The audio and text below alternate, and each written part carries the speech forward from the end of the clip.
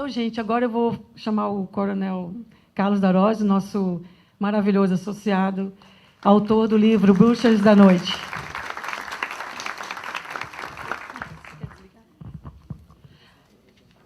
Para sabermos para onde vamos, a gente tem que conhecer a nossa origem. Ele é historiador militar, pesquisador, professor e escritor com esse livro maravilhoso, Bruxas da Noite, as aviadoras soviéticas na Segunda Guerra Mundial. Coronel, uma honra ouvir você. Muito, muito obrigada por abrilhantar esse nosso evento. Muito obrigado, Tereza. Pode projetar aqui, por favor. Tá bom. Muito bom dia a todos e especialmente a todas. Primeiras palavras minhas, parabéns pelo Dia Internacional da Mulher. O mundo que me cerca é o mundo feminino, né? Eu tenho uma esposa, tá bom, né? 2 filhas, 2 gatinhas e uma cachorrinha. Eu brinco, se entrar pernilongo lá em casa, é pernilongo fêmea. Eu fico muito feliz em estar cercado de mulheres na minha vida e queria agradecer de maneira muito especial o convite feito pela AMAB, pelo Centro Acadêmico de Aviação Civil, para poder compartilhar com vocês de um tema que pouca gente conhece no Brasil. Até eu gostaria aqui de perguntar, quem já ouviu falar nas Bruxas da Noite? Pode levantar a mão, por favor? Obrigado. É imensa minoria. Pouquíssimas pessoas aqui. Tá? Fruto de uma pesquisa, como eu disse, eu sou historiador, escritor, e há alguns anos eu me dedico ao estudo da história da aviação. E, mais recentemente, me dedico ao estudo da história da aviação feminina.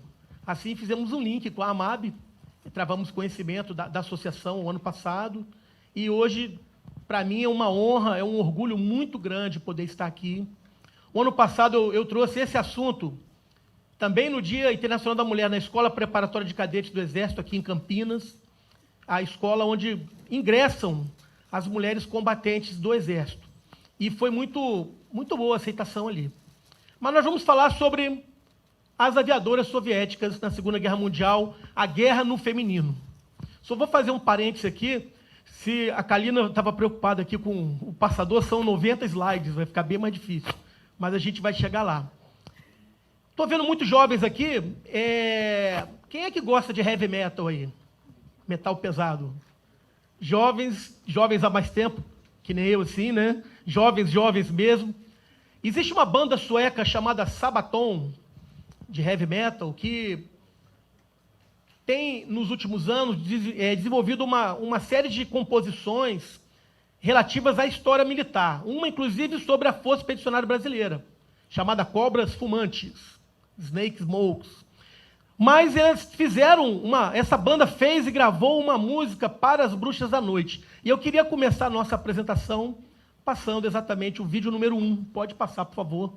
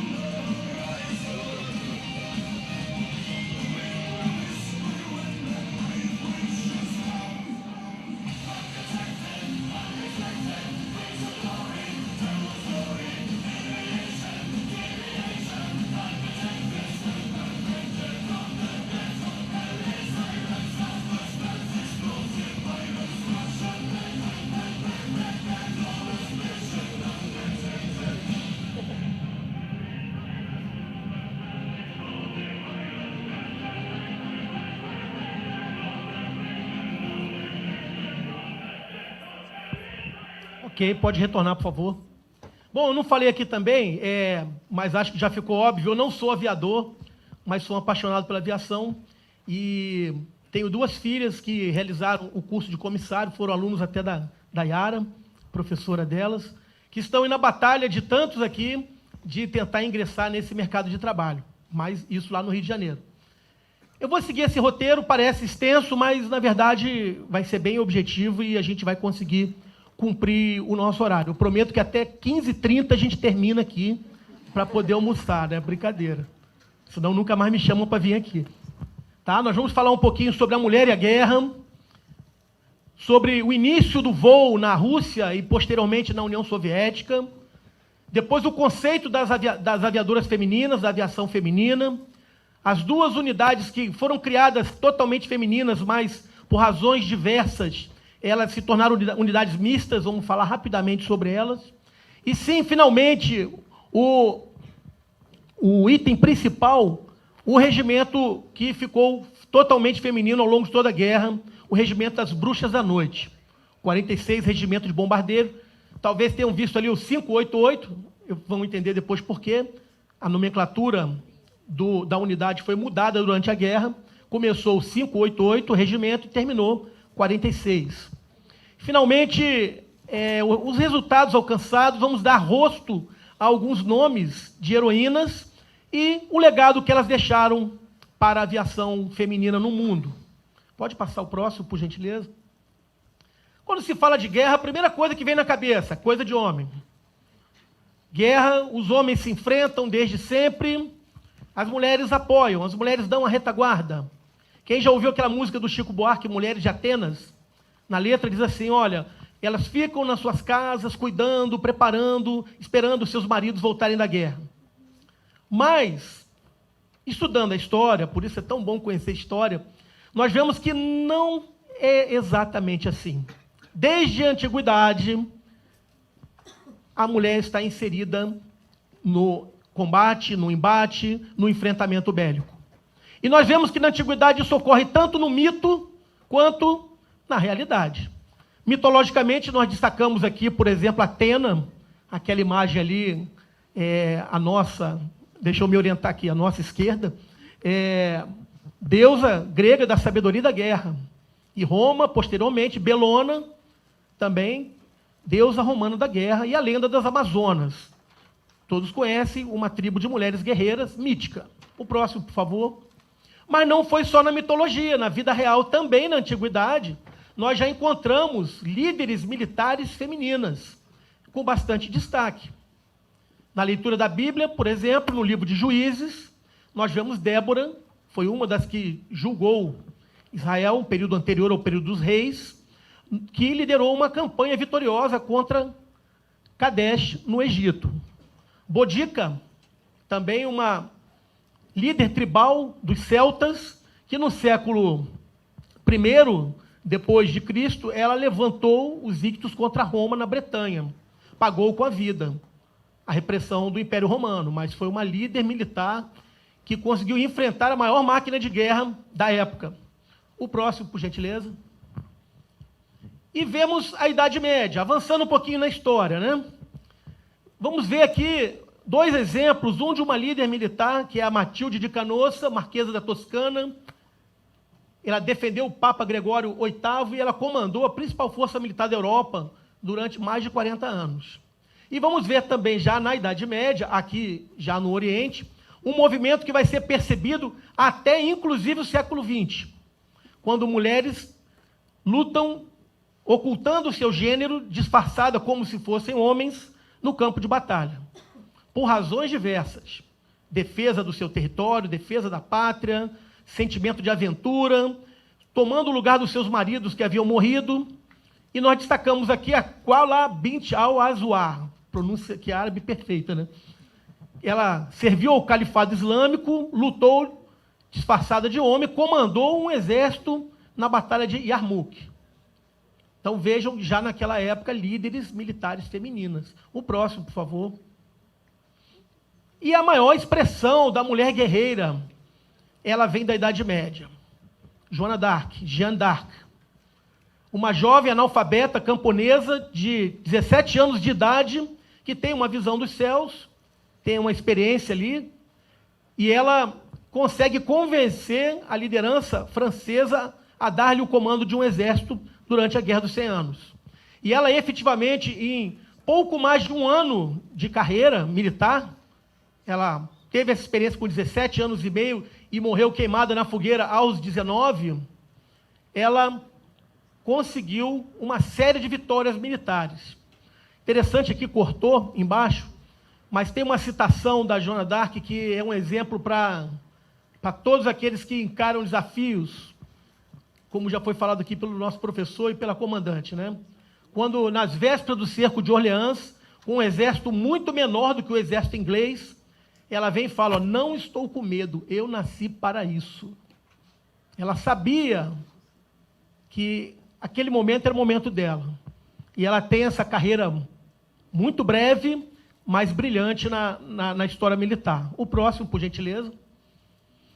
E vem a Idade Moderna. Há um refreamento, há uma diminuição da atividade feminina na guerra. Porém, surge nesse período, com a criação dos exércitos nacionais permanentes, os grandes exércitos dos estados que formavam, o sistema de cantineiras e vivandeiras. Eu falo cantineira, é cantina mesmo. Cantina de vender coisas.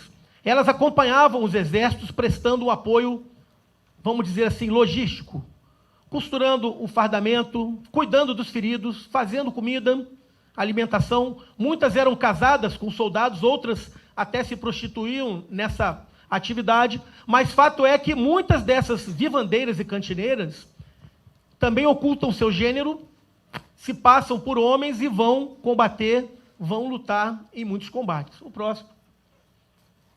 O próximo, por favor, pode passar. Temos dois exemplos no Brasil, na nossa história. Maria Quitéria, na Guerra de Independência, ali na Bahia, ela se alista no Exército Imperial Brasileiro, que luta contra os portugueses, com o nome de Soldado Medeiros, e permanece lutando ali até ser descoberta. E também na Guerra do Paraguai, ou Guerra da Tríplice Aliança, a Jovita Feitosa e a Maria Curupaiti, também duas mulheres que lutam disfarçadas de homens. Há um detalhe, que muitas dessas mulheres, quando recebiam ferimentos em combate, elas recusavam atendimento médico para que não fossem descobertos que elas eram mulheres e não eram homens. E algumas morreram, inclusive, fruto de infecções, de ausência de tratamento. O próximo, por favor. E nós vemos esse movimento vindo até a Primeira Guerra Mundial, até século XX. Por exemplo, a Victoria Sachs, do exército austro-húngaro, lutou disfarçada de homem e foi condecorada pela sua ação em combate. O próximo, por gentileza. Ainda durante a Primeira Guerra Mundial... Travou? Travou? Travou, já vai destravar. Aí, já chegou. Eu queria que prestasse atenção no peito dessa mulher, a quantidade de medalhas, de condecorações, todas recebidas em combate. A Sofia Jovanovic também lutou disfarçada de homem, sozinha, sem ninguém do lado. Ela capturou na ponta da baioneta 23 soldados búlgaros de uma posição. Única mulher a ser condecorada com a Croix de Guerre francesa, com palma de ouro no conflito, de qualquer exército. Próximo, por favor. Mas, quando chega o século XX, começa a haver uma profissionalização do serviço militar e uma sistematização que antes não havia, que incluía algo que existe até hoje, também na aviação não é diferente, né?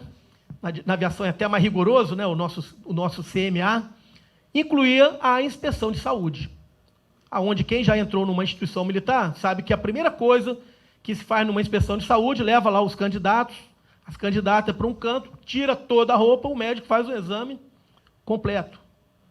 Então, ficava muito difícil, com uma inspeção de saúde, uma mulher se passar por um homem, naquela época. Então, acaba praticamente essa questão de se passar por homem. Por outro lado, vendo a força de trabalho da mulher, os principais países começaram a organizar serviços militares femininos. Mas vejam, sempre com um viés de apoio ao combate, de auxílio, e não do combate propriamente dito. Pode passar, por favor? Só para termos um número, uma ideia, durante a Primeira Guerra Mundial, 100 mil mulheres britânicas serviram as Forças Armadas, seja na Marinha, no Exército e na nascente Real Força Aérea. A primeira Força Aérea independente do mundo foi a britânica, 1918, o centenário ocorreu 2 anos atrás. Uma quantidade bastante expressiva. Próximo. E vem a Segunda Guerra Mundial, onde a mulher ganha um outro papel. Esse cartaz é muito conhecido, é Rose de Rivera, Rose a Arrebitadeira, representando as mulheres que foram para as fábricas, ocupando postos que antes eram masculinos para que os homens pudessem lutar.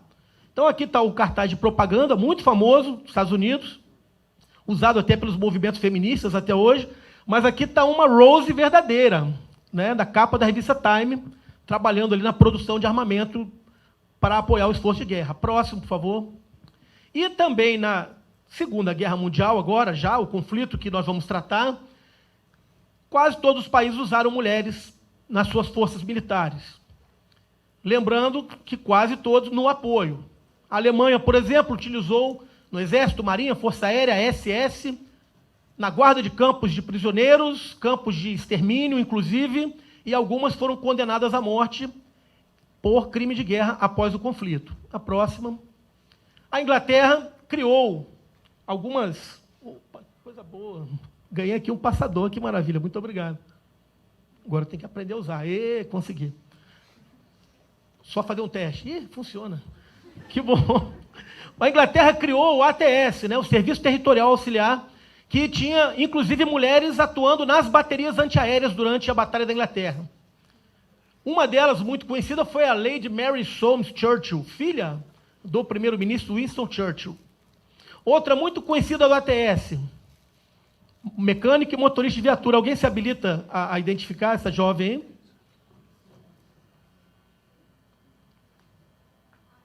Elizabeth II. Vou abrir um parênteses aqui para falar um pouquinho de liderança. Não tem muito a ver com a nossa apresentação, não, mas eu sempre falo. Quando os alemães começam a bombardear Londres, as famílias mais abastadas deslocaram seus filhos, crianças, adolescentes, para uma região fora do alcance dos bombardeiros alemães. Isso foi oferecido à família real britânica. E foi oferecido, inclusive, à jovem princesa Elizabeth. Ela não só recusou a sair do alcance das bombas, como também se alistou no ATS para emprestar ali a sua contribuição e, principalmente, o seu exemplo para a sociedade.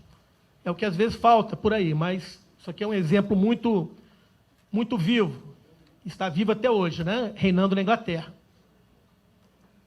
E nós também, no Brasil, tivemos as nossas mulheres militares, mulheres guerreiras, as enfermeiras da Força Expedicionária Brasileira e da Força Aérea Brasileira. 2 estão vivas hoje, a Tenente Carlota e a Capitão Virgínia Porto Carreiro, que semana passada completou 103 anos de idade. E foi feita uma comemoração em homenagem a ela, a Virgínia. É uma delas aqui, não peçam para eu identificar que eu não vou saber, mas é uma dessas que estão aqui. E vamos agora para a Rússia, que é o que nos interessa. A Rússia foi um pouco diferente. A Rússia sempre empregou a mulher na linha de frente, no combate, e não no apoio. Coube à Rússia a formação da primeira unidade integralmente feminina de combate, criada pelas mãos da Maria Botkareva, uma camponesa, chamado Batalhão da Morte de Mulheres. Era uma caveira com 2 ossinhos, aquela de pirata mesmo. Uma unidade que deu tão certo que foram criadas mais 14, 15. Para que era usada essas unidades? Em determinada situação, que unidades masculinas se acovardavam, mostravam baixo desempenho, chamava o batalhão feminino, vocês não vão não? Elas vão. E elas iam e ocupavam a posição, constrangendo, envergonhando um grupo ali que estava acovardado.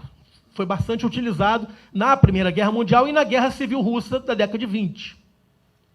E durante a Segunda Guerra Mundial, já sob o regime soviético, nós vemos que o único país a empregar mulheres nas funções essencialmente de combate. Cerca de 850 mil mulheres, quase 1 milhão, foram utilizadas como atiradoras de elite, snipers.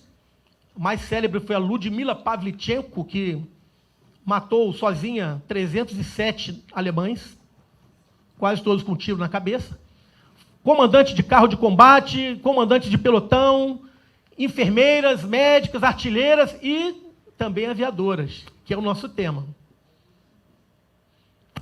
Na Rússia, a aviação começa em 1909, pelas mãos de Mikhail Efimov. Ele começa a voar na França, grande desenvolvimento da aviação nesse período, ali nos aeroclubes franceses, e ele leva a aviação para a Rússia, se torna o aviador 01 da Rússia.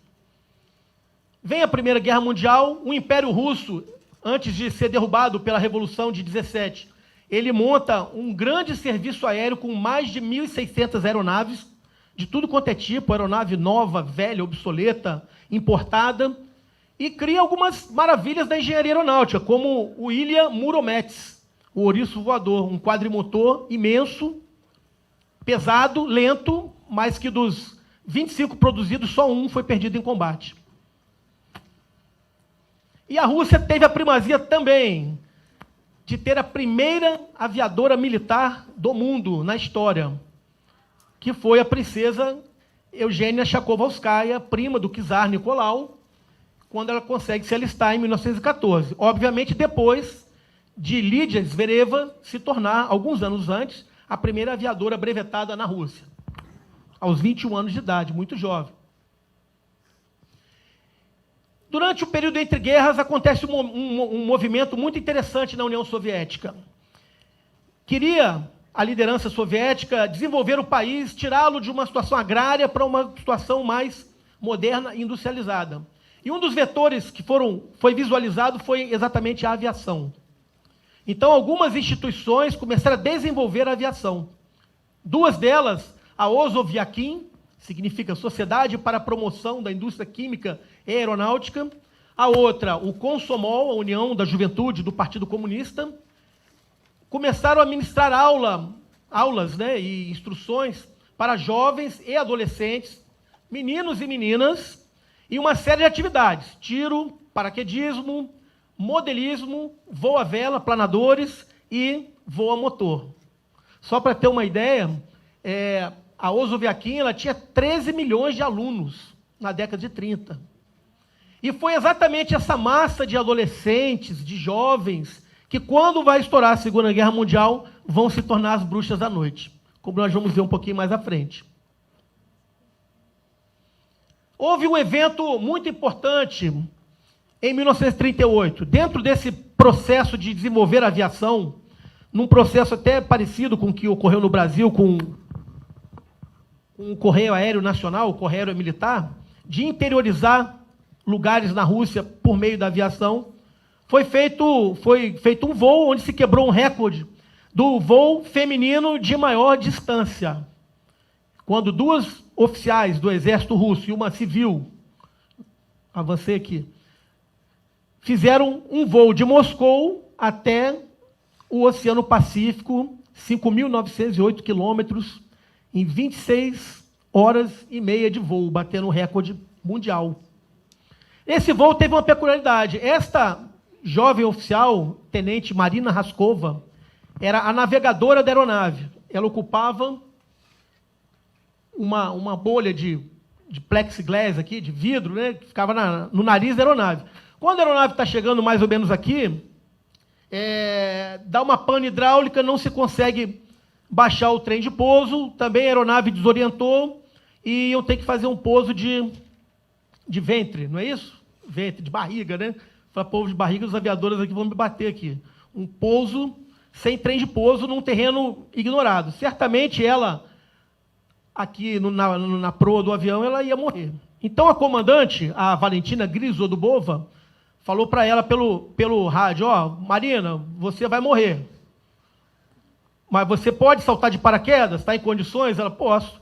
Então vai, salta. Por isso nós demos até o nome aqui de um salto para o vazio. Ela salta de paraquedas no meio da Sibéria e ela passa 10 dias sobrevivendo sozinha até ser resgatada na Sibéria. A aeronave consegue pousar. E isso dá a ela uma notoriedade muito grande, se tornou uma celebridade na União Soviética. De todo o país, as meninas mandavam cartas para ela nas escolas, todas queriam ser que nem ela. E ela recebe, assim como as outras colegas, o título de heroína da União Soviética. Se torna a primeira mulher da União Soviética a receber esse título, que é a condecoração mais alta daquele país, hoje heroína da Federação Russa. Até que, em junho de 41, os alemães, que tinham um pacto de não agressão com a União Soviética, invadem a União Soviética na Operação Barbarossa, ou Barbarroxa, e no primeiro dia, só no primeiro dia, a aviação soviética é praticamente dizimada, quase toda no solo ainda. Ou seja, ficaram com um superávit de pilotos, faltando aviões. E é exatamente nesse momento que entra em cena Marina Raskova, agora já major do Exército Vermelho. Trouxe aqui uma pequena bio dela, bem pequenininha, né? Formada em Química, ela tem o seu interesse despertado pela aviação. Só com um pouco mais de idade, não na juventude, como a maioria. Ela vai trabalhar numa fábrica de aviões como engenheira química, não tinha nada a ver com aviação. E nessa fábrica, trabalhava com tinta, com pintura. E nessa fábrica que ela vê o avião e, opa, quero me enfiar nisso aí. E ela se torna militar, ela cursa a Academia da Força Aérea de Zhukovsky, fazendo curso de navegação aérea, se torna a navegadora número 1 do Exército Vermelho. Posteriormente, ela consegue se formar piloto e fica de professora da academia. Entre 37 e 38, incluindo aquele recorde que nós vimos, ela ajuda a quebrar diversos recordes aeronáuticos e, como dissemos, se torna heroína da União Soviética, o símbolo era essa medalhinha estrela dourada, e se torna uma celebridade. Aqui uma foto dela com a filha, Tânia, separa do marido, fica ela e a filha, de 12 anos. E ela começa a receber cartas de todo o país, de jovens mulheres que queriam lutar e já tinham o curso de piloto, já eram aviadoras. Queremos lutar pelo nosso país. Os alemães invadiram, cometendo muitas atrocidades, inclusive, e a burocracia militar soviética começa a obstruir. Não, nós temos mais pilotos do que aviões, nós não precisamos de vocês. Vocês vão contribuir em outra área, mas não na aviação. Ocorre que, por ter se tornado uma celebridade, Marina Raskova tinha acesso direto a Joseph Stalin, o líder soviético. E ela vai e vende o projeto, apresenta o projeto para Stalin. Olha, as meninas querem voar, querem lutar, e eu proponho que seja criado, aqui outra foto da Marina Raskova, seja criado um grupo de aviação composto por 3 regimentos. Um de aviação de caça, um de bombardeio de longo alcance diurno e um de bombardeio noturno. E Stalin vai e aprova a criação desta unidade, apesar da burocracia militar soviética não ser favorável. Então são criados o 586 Regimento de Caça, o 587 de bombardeio e o 588, lembra do vídeo? 588, Regimento de Aviação de Bombardeio Noturno, aquele que ficaria conhecido como as Bruxas da Noite. E quem eram essas mulheres? Todas voluntárias. Nenhuma foi convocada para servir. 100% de voluntariado. Estudantes universitárias, donas de casa, camponesas, operárias. Média de idade, entre 18 e 25 anos. Algumas com 16, escondendo a idade. Vamos falar mais à frente sobre isso. O treinamento, que era em 10 meses de formação de um piloto, foi reduzido para 6, o que levava a 12, 13, 14 horas de instrução ininterrupta. E enfrentaram muitos problemas de machismo e desconfiança. Quem conhece um pouquinho sobre a Rússia sabe que até hoje, embora a legislação lá combata isso, até hoje é uma sociedade extremamente machista. E nessa época elas enfrentaram isso. E eu me remeto aqui a coisas que parecem simples ou sem importância numa época de guerra, mas que são fundamentais. Um dos orgulhos da mulher soviética, principalmente as do interior de algumas aldeias, eram as tranças. Algo cultural, algo tradicional. E um comandante, durante o treinamento, falou, ó, amanhã todo mundo de cabelo cortado aqui. Se vocês não cortarem, eu vou arrumar um barbeiro militar para cortar o cabelo de vocês. E lendo os relatos delas, de primeira pessoa, aquelas que foram entrevistadas, muitas choravam enquanto cortavam o cabelo uma da outra. Está aqui Natália Meklin, Irina Sebrova. Essa jovem aqui se tornou a aviadora com o maior número de missões de combate da Segunda Guerra Mundial. Nós vamos ver depois. As duas se tornaram heroínas da União Soviética, mas o cabelinho, lá foram as tranças. Outro problema que foi falado aqui pela comandante Kalina, também conversando com a comandante Carpena em outra oportunidade, como as coisas passam o tempo e algumas situações permanecem, né? Não tinha uniforme feminino, era uniforme masculino. Botas, tamanho 43, a maioria tinha pé ali 37, 38, 35, imagina uma botona tamanho 43. Roupa íntima feminina, nem pensar, recebia cueca. Elas começaram a fazer sutiã e calcinha de tecido de paraquedas alemães capturados. O cinto dava 3 voltas na barriga para poder prender. Então, são problemas que foram recorrentes na época. Só a gente vê o uniforme dessa aviadora, não é por causa do frio, é por causa do tamanho mesmo, tamanho imenso, que é o que recebiam. Mas nada disso foi empecilho para que elas voassem ou cumprissem a sua missão. Uma outra questão é a própria ergometria das aeronaves. Um tipo de aeronave, do bombardeio diurno, nós vamos ver mais à frente, ela tinha que colocar almofadas no assento para poder enxergar por cima do painel. Avião muito grande. O treinamento foi feito todo nesse avião aqui, o Polikarpov U-2, versão treinamento U, e PO-2, depois da versão de bombardeiro, que a gente vai ver um pouquinho mais para frente, característica dele. Tá? Um avião simples, biplano, e todo o treinamento foi feito nele. Aqui uma foto da instrução de navegação aérea.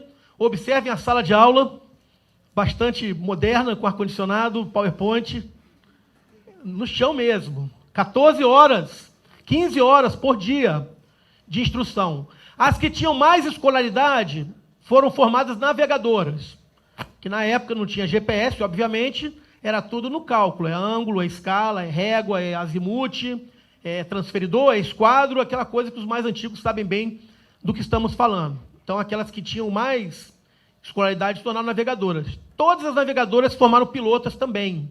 Então, elas eram navegadoras e pilotos. E das 3 unidades, a primeira a ficar pronta foi o 586 Regimento de Caça. Como nas aviações, aí, de um modo geral, do mundo, todo mundo quer ser piloto de caça. Piloto de caça é a elite, né? Aeronaves de maior desempenho, obviamente que foram as mais experientes. Essa unidade, porém, teve muitos problemas. Eu não vou me deter aqui, porque a gente não tem tempo, mas quem tiver a oportunidade de ler no livro depois vai entender os problemas que ocorreram. Problemas de liderança, problemas de insubordinação, e que prejudicaram muito a unidade. Mas dela saíram Katia Budanova e Lídia Litviak, a quem chamava Budanova de professora. As duas maiores ases da aviação feminina soviética. Essa aqui com 9 vitórias confirmadas e essa aqui com 12. Lídia Litviak, eu vou falar um pouquinho dela, ela, quando voava já pelo 73 Regimento de Caça de Guardas, uma unidade mista, ela ganhou o apelido de Rosa Branca de Stalingrado. Ela, voando sobre Stalingrado, começou a incomodar tantos alemães que ela começou a ser caçada. Por que Rosa Branca? O apelido dela, de Lídia, Lili, significa em russo lírio. Ela pintou um lírio branco no avião dela, só que os alemães acharam que era uma rosa. Então começaram a perseguir a aeronave dela, a Rosa Branca. Ela perde a professora dela, Caterina, que é abatida e morre. E ela perde também o namorado, que era um piloto, que morre num exercício na frente dela. Ela entra meio que em depressão, mas uma depressão ativa, e ela começa a voar ensandecidamente o maior número de missões por dia. Até que, durante a Batalha de Kursk, em 1943, já na 4ª missão do dia, já exausta, ela é surpreendida por 5 aeronaves alemãs e é abatida. E morre aos 21 anos de idade, depois de já ter 12 vitórias. Seu corpo nunca mais foi encontrado. Não recebeu o título de heroína, desapareceu, até que em 1990, depois de muitas buscas, quase que por um acaso encontram o corpo dela enterrado perto de uma aldeia. Já no regime da Federação Russa, ela recebe o título póstumo de heroína da Federação Russa. Aqui está ela, junto com um grupo de pilotos homens, saindo aí para uma missão. A última unidade a ficar pronta, vou pular as bruxas da noite, de propósito, foi o regimento diurno, comandado pela própria Marina Raskova, Major Marina Raskova. Equipado com esse bombardeiro aí, o Petriakov PE-2 Peshka, era uma aeronave com 3 tripulantes, piloto e navegadora em tandem aqui, e um atirador de metralhadora e operador de rádio aqui. Ocorre que esse posto, o aviador aqui ficava, o aeronauta ficava de pé, e a metralhadora ficava nessa altura aqui, mais ou menos. Então, precisaram completar o 3º tripulante desse regimento com homens, que não tinham mulheres na altura para operar a metralhadora. Aquele outro regimento de caça também recebeu um esquadrão masculino, ficou misto também. Foi uma aeronave, uma unidade, uma unidade que teve bastante sucesso, mas infelizmente a Marina Raskova morreu no começo, quando entrou no meio de uma tempestade, uma nevasca, com sua aeronave, e 3 aeronaves foram perdidas, e ela perdeu a sua vida. Passou a ser comandado por um oficial homem.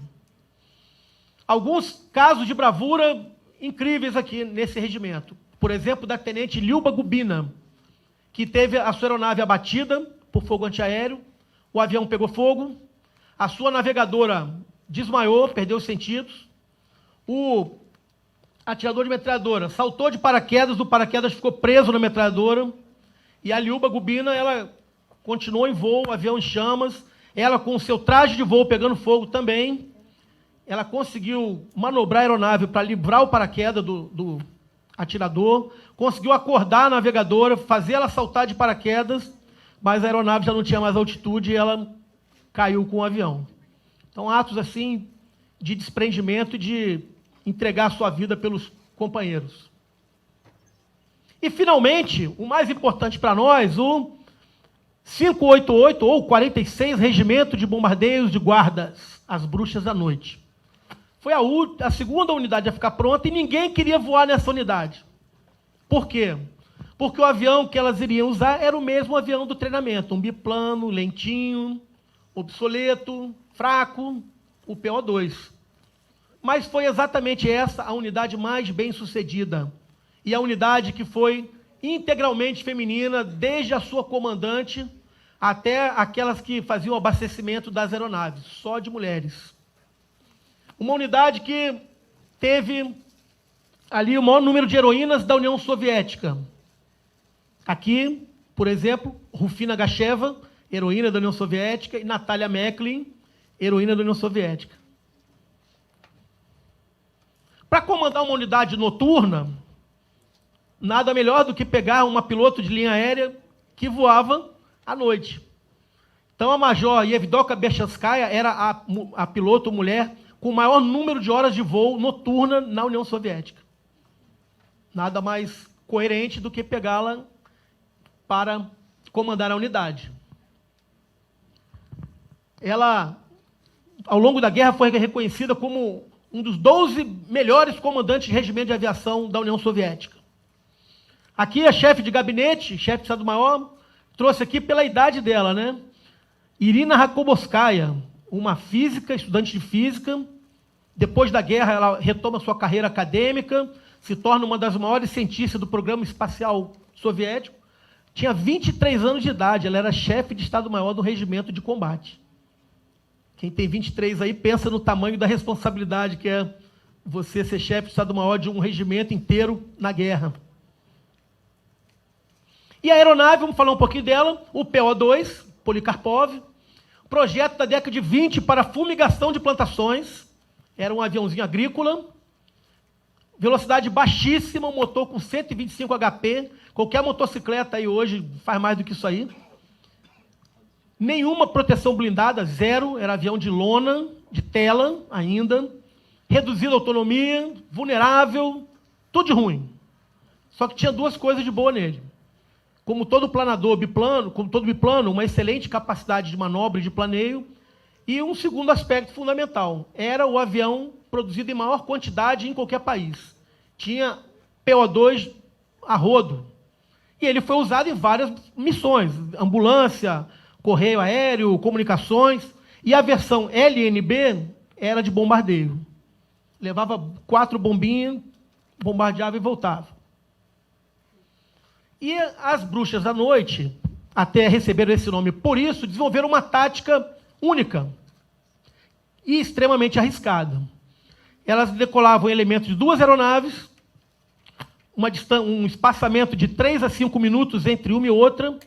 A primeira ia com a missão de atrair o fogo antiaéreo e os holofotes, os projetores de busca, e a segunda bombardeava. Como que elas faziam? Vinham voando, obviamente, na imensidão do terreno o inimigo ouvia, tem avião na área. Quando chegava próximo, elas cortavam o motor e vinham planando. Quando os alemães identificavam a primeira bomba caindo em cima deles, eles não sabiam de onde vinha. A bomba caía, elas ligavam o motor e tentavam fugir. Isso fez com que os alemães dissessem, olha, uma modalidade nova, uma tática nova, parece até que alguém está vindo voando num tapete voador ou numa vassoura de bruxa e bombardeia. Quando eles descobriram que eram mulheres ainda, aí que esse apelido pegou. O alemão chamava de Nachthexen. Várias mulheres aqui. Sejam sinceras, por favor. Quem é que gosta de ser chamado de bruxa aí? Zero, né? Elas detestaram esse apelido. Só que, com o tempo, elas viram que isso era um reconhecimento de quão incômodo elas estavam provocando os alemães. E elas se apropriaram. E elas mesmas começaram a se chamar bruxas da noite. Passar o vídeo número 2, por favor. Ver a tática, né? Um pouquinho dessa tática, como é que era. Extremamente arriscada, mas eficiente.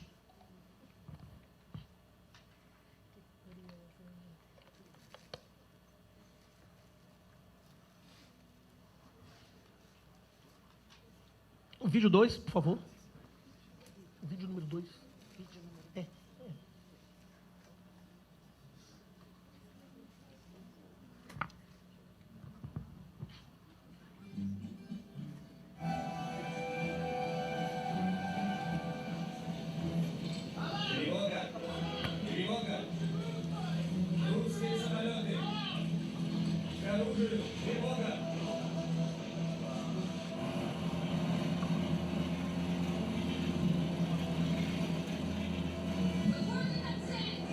Detalhe, né?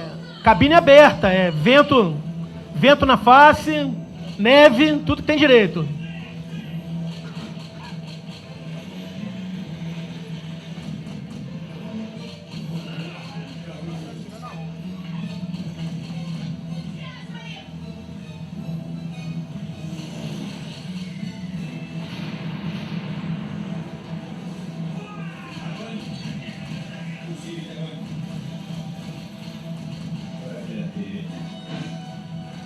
Quando a aeronave era identificada pelo holofote, dificilmente conseguia escapar, porque era muito lenta, muito vulnerável, e o fogo antiaéreo era mortífero.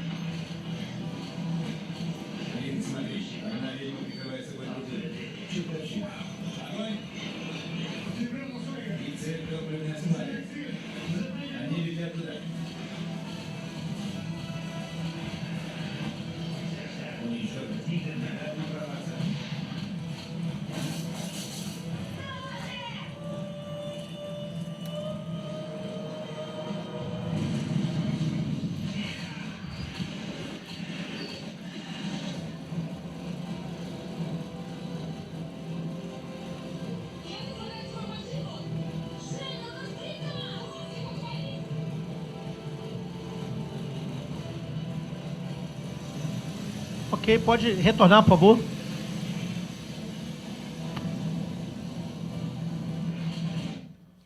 Pode retornar, por favor.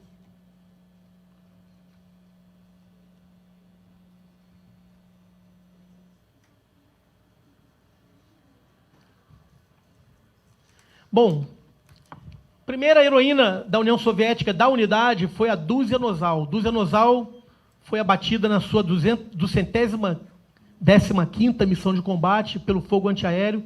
Era a que mais odiava os nazistas. Para ter uma ideia, quando da invasão, Duzia Nozal estava na maternidade, tinha acabado de ganhar o seu filho, os nazistas bombardearam a maternidade, caiu uma viga na cabeça da criança, a criança morreu, e ela nem foi para casa, ela saiu da maternidade e foi se alistar.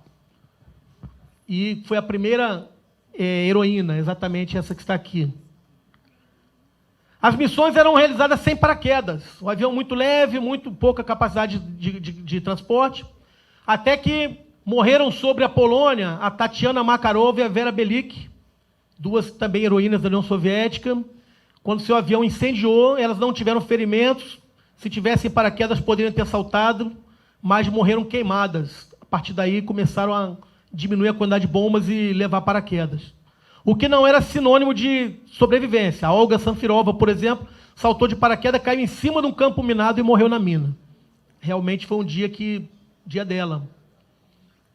Aqui um mapinha só para mostrar a trajetória. Começa Saratov, região de Stavropol, da Península da Crimeia, Smolensk, acompanhando toda a contra-ofensiva russa até Berlim. Então, elas terminam a atividade em Berlim. Ao todo, um balanço, 1.100 noites ininterruptas em operação, 23.600 missões de combate, mais de 3.000 toneladas de bombas lançadas. 30 aviadoras foram mortas, a maioria em combate, algumas em acidente. E a unidade fez 23 heroínas da União Soviética.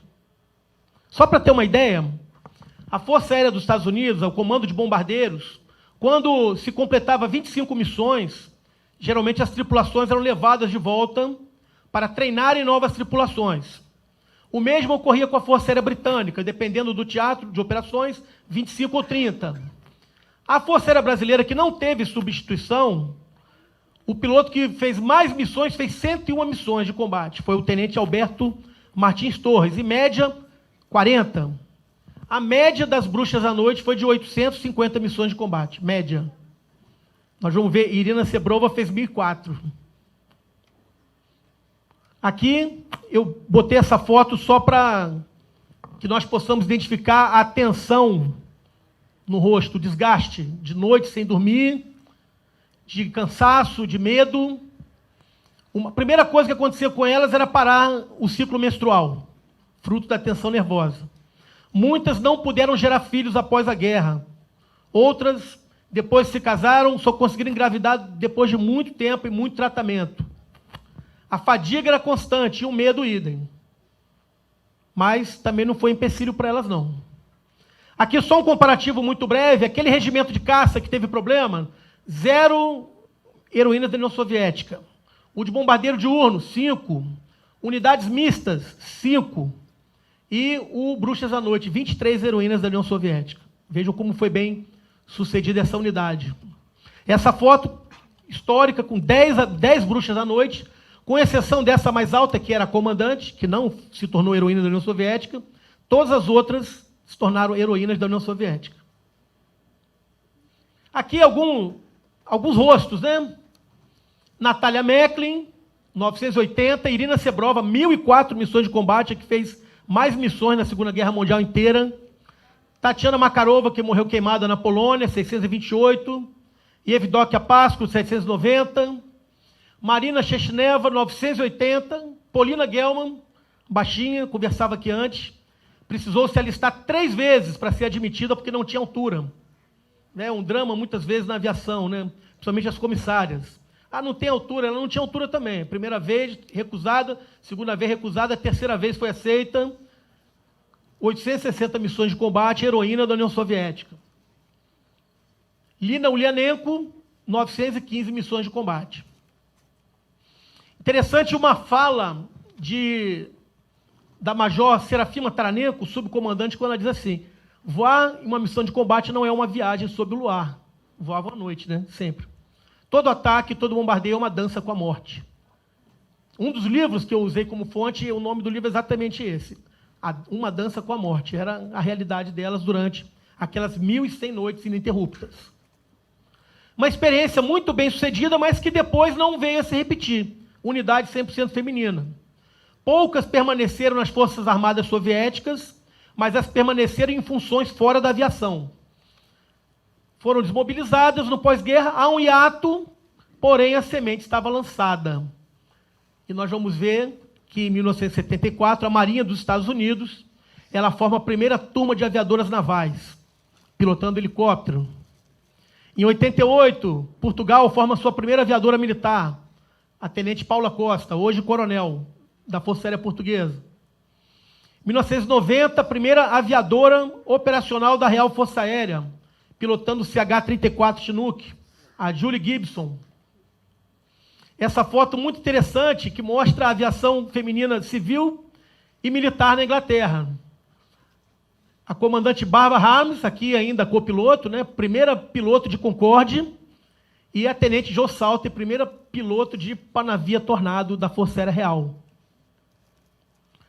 A primeira da Força Aérea Francesa, o Armée de l'Air, a Caroline Aiglet, lamentavelmente faleceu de câncer de mama, prematuramente, com 32 anos de idade, piloto do Mirage 2000. Em Israel também, as mulheres precisaram entrar numa ação no Supremo Tribunal Federal de Israel para terem o direito de servir as Forças Armadas como aviadoras. Hoje existe uma quantidade pequena, mas existem aviadoras na Força de Defesa de Israel.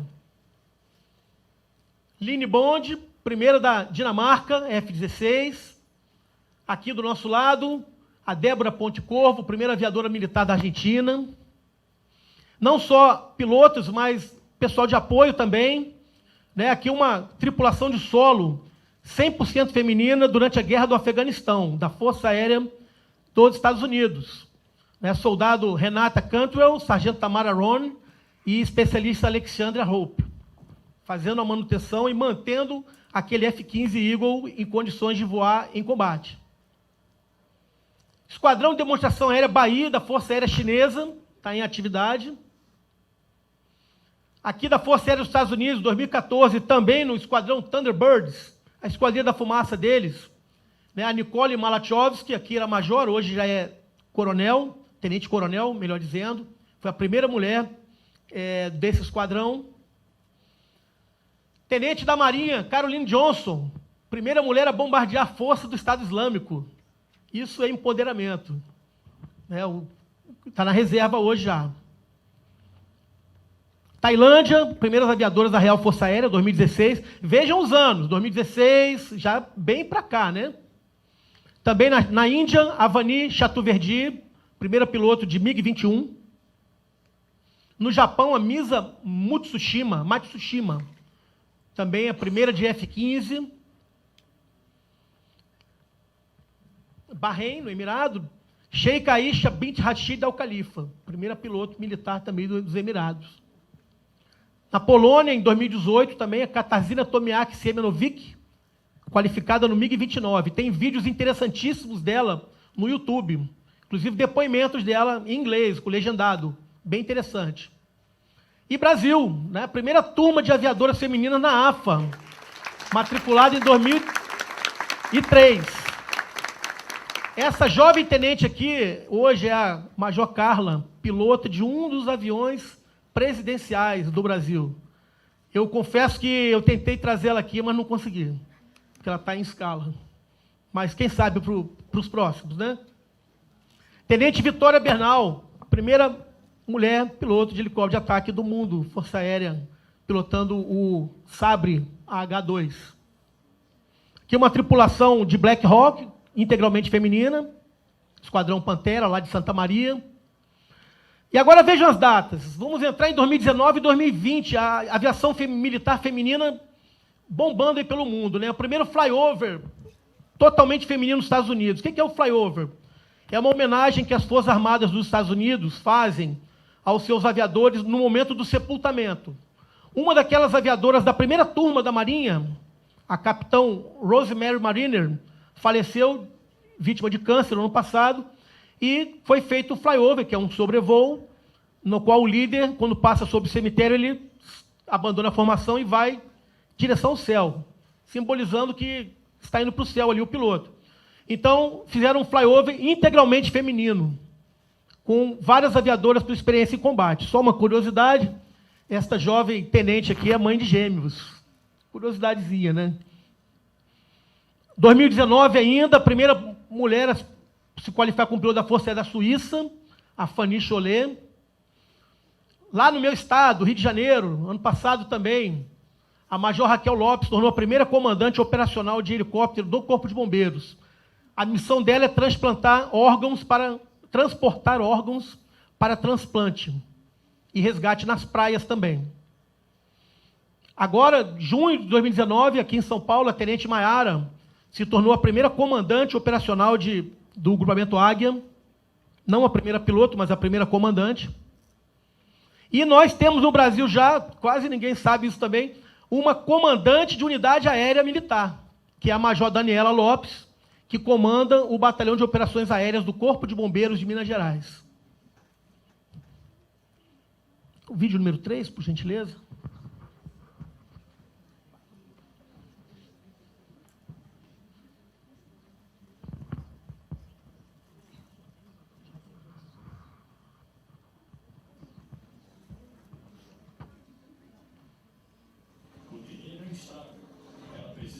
Essa imagem, talvez, todos tenham visto. Isso é Brumadinho, tá?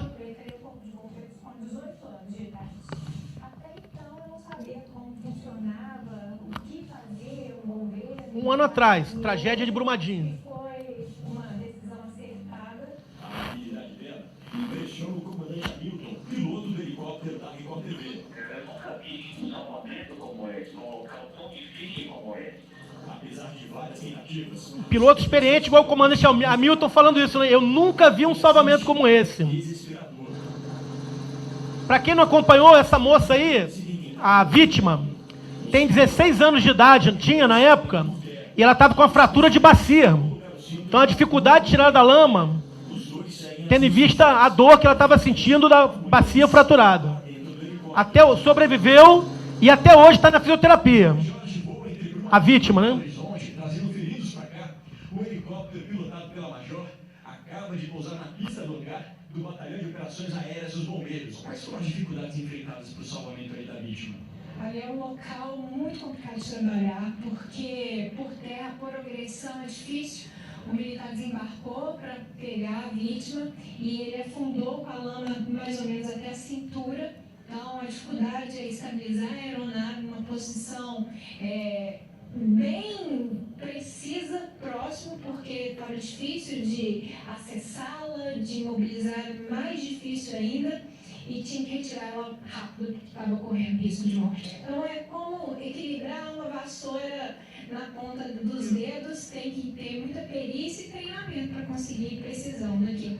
E trabalho em equipe, porque quem está desembarcado precisa confiar no piloto, que a aeronave está muito próximo, são mais de 3 toneladas próximo voando, e isso exige muita precisão. Eu acredito que se a gente não resgatasse, por exemplo, aquela vítima que estava ali na lama, naquela hora, possivelmente ela poderia vir a óbito. Isso é gratificante, não há dinheiro que pague essa satisfação em poder fazer a diferença na vida de alguém. Perceberam que ela está sem copiloto, né? Sozinha ali, dona da situação. Vamos voltar, por favor. Está aqui, então, a Major Carla Lessa. Também tentamos trazer, não consegui. Quem sabe a próxima. Também agora, 2019, primeira turma de sargentos mecânicas de aeronave do Exército Brasileiro. Se formaram 5 meninas, junto com uma turma maior masculina, fazendo a manutenção da aviação do Exército. Agora, em janeiro, a Tenente Juliana se qualificou como a primeira instrutora de T-27 da Academia da Força Aérea aqui em Pirassununga. E agora, em janeiro também, Capitão Annelise Satz, primeira piloto qualificada no F-35 do Corpo de Fuzileiros Navais dos Estados Unidos. Bem atual aí, um mês atrás.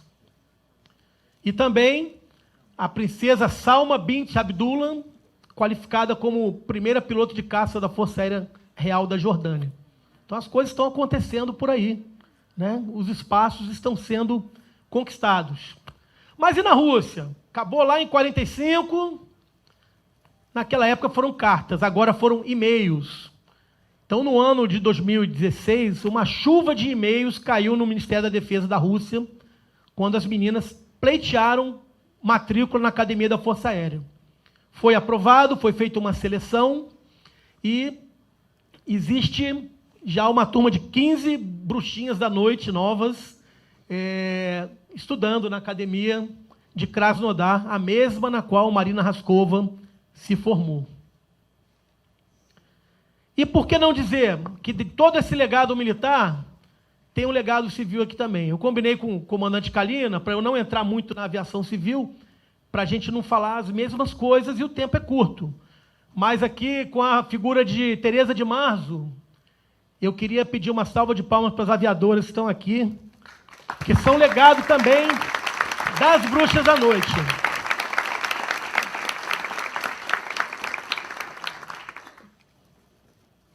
Isso virou um livro que eu escrevi com a minha filha, que está à venda na lojinha lá, quem quiser. Propaganda, né? É bom. A capa está aqui. E existem coisas da vida da gente que são únicas. Únicas. E acontecem não por acaso, mas por algum motivo. No ano passado, eu tive a felicidade de saber que existe uma bruxa da noite viva ainda, a última. A Galina Pork Beltseva, que se alistou aos 16 anos de idade, falsificando a sua certidão de nascimento. Tinha que ter 18. Foi navegadora do 125 do Regimento de Bombardeio Diurno, e está com 95 anos de idade hoje. E eu tive a felicidade de entregar meu livro para ela, lá em Moscou, no ano passado. Eu não fui, mas está aqui a senhorinha de boca aberta, né? A pessoa que levou para mim falou, olha, como é que pode alguém do Brasil escrever sobre a gente? Ela ficou de boca aberta mesmo, aí mandaram foto para mim. E mais feliz ainda que esse ano o governo da Rússia me convidou, eu vou lá conhecer ela em julho, pessoalmente. E visitar o Museu das Bruxas da Noite, que existe um museu só delas na União Soviética, na Rússia. Finalmente, uma outra propaganda, né? A nossa trajetória na aviação feminina não acabou.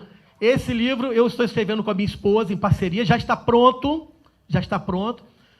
É um projeto de longo alcance, que eu pretendo falar das pioneiras aviadoras do mundo todo. E esse primeiro volume fala daquelas que receberam os seus brevets entre 1909 e 1930, incluindo Teresa de Marzo e Anésia, e que eu teria a felicidade de ter o prefácio da nossa comandante Kalina. Esse livro sai até o meio do ano, com certeza. E espero que em breve a gente possa até ter novas parcerias para apresentá-lo aqui. Tá? Então, o livro está pronto, só está na fase de gráfica, de editora. E eu finalizo aqui falando sobre Nadezhda Popova. É uma daquelas que fez o maior número de missões em uma noite. Ela e uma outra, que eu mostrei a foto ali, fez 18 missões noturnas, da hora que escurece até de manhã. E ela dizia o seguinte, já no final da sua vida, ela morreu muito velhinha, ela diz assim, às vezes olho para o céu escuro e lembro de quando era uma garota agarrada aos controles do meu bombardeiro e penso, Nádia, como você foi capaz de fazer isso? Isso aqui eu remeto às palavras do professor que nos antecedeu aqui. A gente, para fazer alguma coisa, tem que começar. Ela tinha esse questionamento, certamente. Muitos aqui têm, muitas têm, mas não é muito saber como ser capaz, não. É pegar e fazer. Pegar, se atirar, se lançar, que depois, como um colega meu com quem eu trabalhei já há algum tempo, ele dizia assim, tudo vai dar certo. Depois tudo dá certo, de um jeito ou de outro. E eu termino aqui homenageando, né? Eu sempre faço isso.